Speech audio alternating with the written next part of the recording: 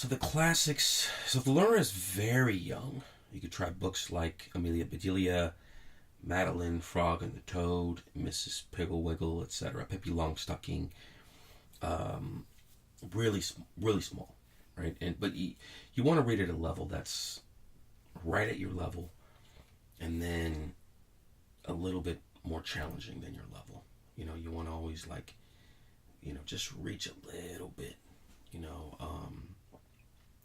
and that generally goes for the rigor of your classes as well. You want to take classes that are a little bit rigorous.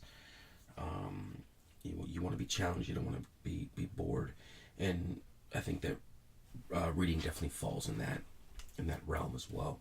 And don't automatically dismiss popular fiction. While not everything is great, you might still learn new concepts in unexpected places.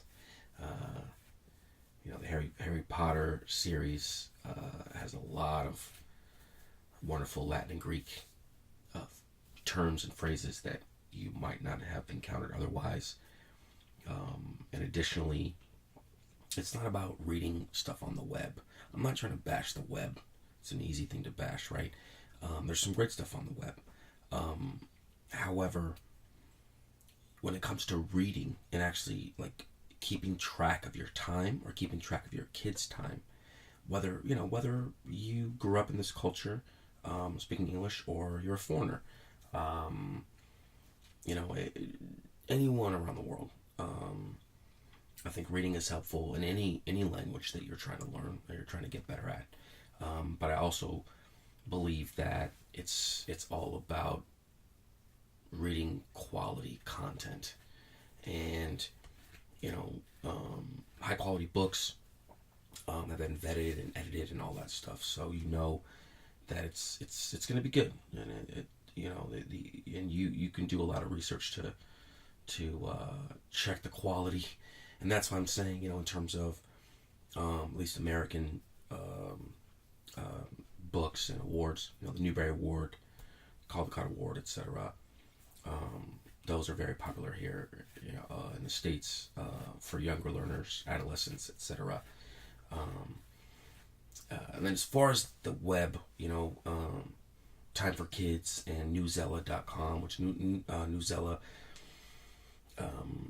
it's connected more with schools and teachers and administrators, but it's still, I remember that it basically started out as, which I think the gist of what it is it would allow you to read an article at your level. So if it was like an adult article, it was an article for adults, it was a little bit beyond, say 6th grade or 4th grade or whatever. It would basically not truncate the article, but it would make it more at that student or that learner's level. So it was really good for younger learners, and I think that's the gist of what they're trying to do is really make sure that it's just high quality content for younger learners, especially students, etc. And then Time for Kids is really great. I've worked with a student on some of those articles, and then as you get older, obviously, National Geographic is fantastic. There's some really great periodicals. I know they're going the way of the dodo bird, but it just depends on what house you're in, right? It all depends on the culture that you grew up in, and or the individual home that you grew up in. And because I've been to a couple of homes and they've got dozens of issues of National Geographic, and they got a lot of magazines and stuff, just like quality periodicals, and the New Yorker, just Time magazine, etc. But and then but I know that by and large we're not reading as much, because a lot of our stuff is consumed on the internet. So I want you guys to be a little bit contrarian, and hopefully you're already a little bit contrarian because you're taking a class on a book, on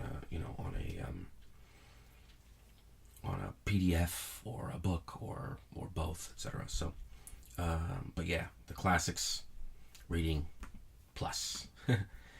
Practical. So my mission with this course is to help people with the practical use of improved writing and reading skills.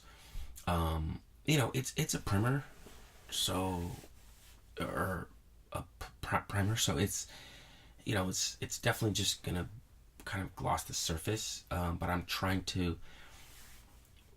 be comprehensive enough so that you can get some practical takeaways, in terms of also being able to research even more on a particular topic, or, dig even deeper on something that I might go over, like parts of speech, or how to write.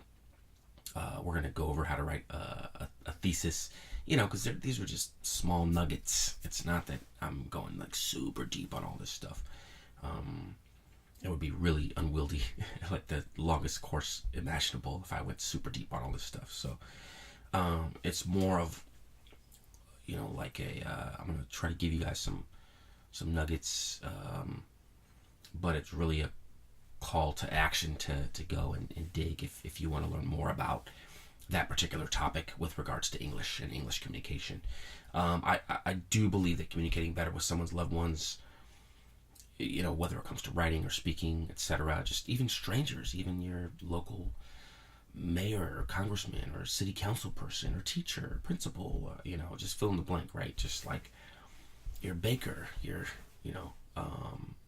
so your butcher. So you just is in a person's day-to-day life as a citizen, no matter where you are in the world.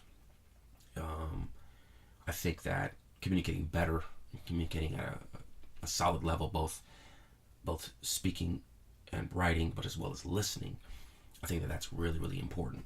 And that's one of my missions with this specific course, is I want it to be practical, even though it's sort of broad. And yeah, it's all about the reader or the audience. I really believe this. I think that you want to try to be as clear as you possibly can, and that clarity is so important. It's because it's all about if they're receiving your message. Remember, it's not about the speaker or the writer, it's about the audience. It's how is the audience perceiving you. If you, and I'm not talking smack, because I stammered a bit when I was younger. I think I mentioned this in a different video, but I don't stammer as much anymore. Once in a blue moon, but I always worked on it, and it's very important. And I try to get really good as a writer, obviously, just in case I didn't improve, just in general. But it's important, I think, to remember that. So I'll give an example. Now, I'm not even talking smack about anyone who stutters, because that's something you can't really control. But for example, someone who mumbles, or someone who isn't eager to like explain things clearly,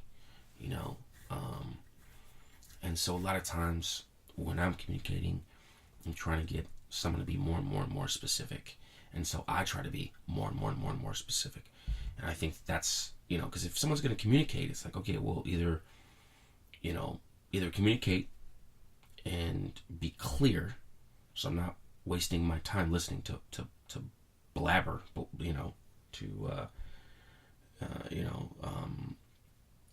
something that doesn't really resonate, or let me go and do something else.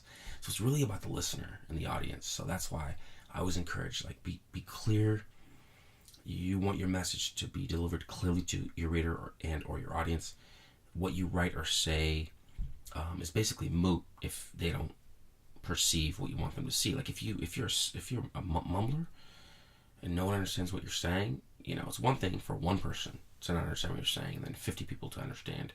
It's like, okay, well, that one person, maybe they didn't really understand me. But if everyone says the same thing, then that's a problem you need to work on. And there aren't that many mumblers out there. I'm just giving an example. Um, so you got to remember to be interesting and to be clear, specific. I cannot impress upon that just that word enough. Being specific. Like what is like if you say something like what is the point that you're trying to make? Like drive the point home, right? It's kind of like an essay, right? Drive the point home. Like you don't want to leave it up in the air. You want to be really crystal clear to who your audience is. Like what are you trying to say exactly?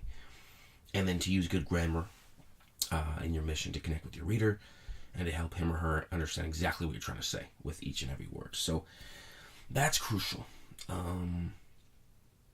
And good grammar is not, I'm not going to be super stuck up about it, but the thing is about good grammar, especially when you're writing, is you want to get that positive feedback, and you don't know who's in your audience. So some people might value that a lot more in their culture, their family, their household, etc. And other people, think it's like you're being stuck up if you care too much about grammar and stuff. So, it really has to do with people's individual beliefs and ideologies and cultures and whatnot. So, but the great thing about good grammar is, it's sort of a safe, safe connection to the widest audience, right? So I think that's really important. Keep that in mind when you're communicating. It's all about the reader or the audience. It's not about us, the speaker. It's not about this communicator. It's about the audience. Thank you very much.